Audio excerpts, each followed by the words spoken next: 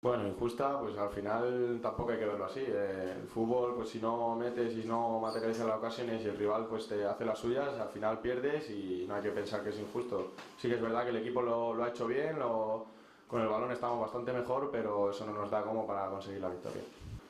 No, yo creo que también hay que saber que el rival pues también hace cosas buenas y yo creo que el Betis pues en esas dos jugadas sí lo hizo muy bien, son jugadores de mucha calidad y también pues felicitar al rival porque hace las cosas bien. Nosotros yo creo que hicimos un buen partido, tuvimos ocasiones, tuvimos pues sobre todo la segunda parte parecía que teníamos el peso del partido y en línea general se hizo un buen partido.